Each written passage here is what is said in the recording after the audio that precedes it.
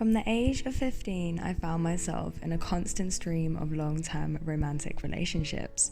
During this time, I was distracted from really understanding myself through the responsibility of considering my partner and living a busy life. I was faced with a cloudy vision of my future, directionless and lost. Upon an extraordinary spiritual awakening, I realized how social conditioning and personal belief systems had led me to believe that I must always be wrapped up in a relationship. Once letting this belief go, I felt strongly called to focus entirely on myself through being single.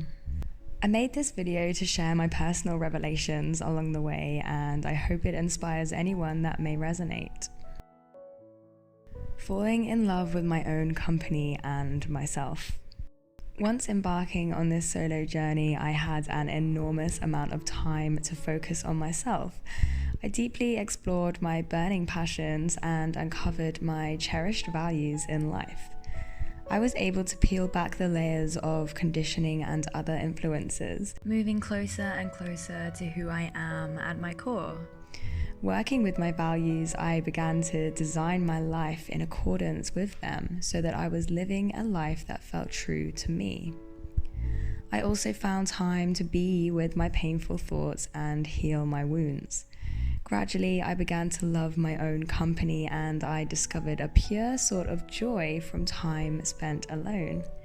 It seems that blindly catapulting myself into the unknown territory of singlehood enabled me to cultivate a love for myself, and I came to realize that I didn't need a romantic partner to love me or make me feel worthy.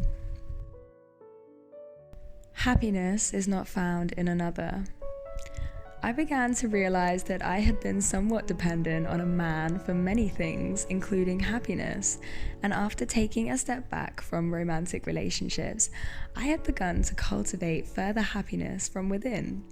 And to be honest, my preconceived idea of relationships came tumbling down when I realized that no man could ever make me happy. We are led to believe that our happily ever after is found within the charming arms of another. However, enchanting tales of lasting happiness found outside of oneself can only lead to disappointment or perhaps an unhealthy codependency. We've all experienced momentary bliss found from external experiences, whether it's a new item of clothing, car, job, or relationship. The initial high will surely fade. And though a relationship may bring plenty of happiness and fulfillment, over time that may fade, and we cannot expect our partner to be responsible for our own happiness in life. I am whole. We are often encouraged to adopt a belief that we must search for another half to complete us. Though this may work for some, I personally do not resonate with this concept. When two halves come together, often both individuals may feel the need to control their one singular whole that they have created.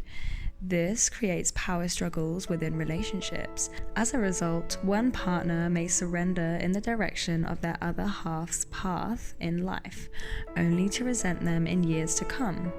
Additionally, finding completion in another may lead to codependency and a fear of leaving a relationship that has long exceeded its expiration date.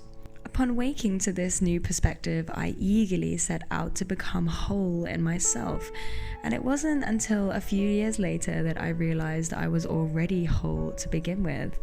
I must simply adopt the understanding that a relationship is an enhancement to me rather than a completion.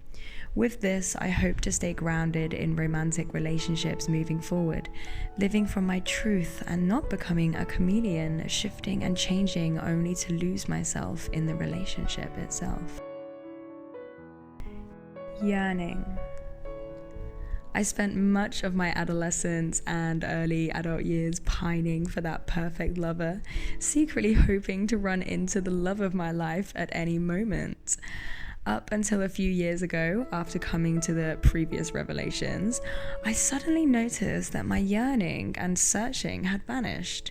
It seemed that breaking down societal conditioning and seeking happiness from within, in conjunction with falling in love with my own company and life itself, had enabled me to cultivate a less resistant and more peaceful approach of trust and surrender. Having relinquished control, I now sit back in my position as the observer, allowing the process of divine timing to unravel perfectly before my eyes. I'm unsure of when my journey of singlehood will end, but I do believe that to fall passionately in love with another soul is a precious gift within this dimension of existence. Such connection gives birth to opportunities for channeling through the immensity and sheer beauty of our true nature beyond this physical world.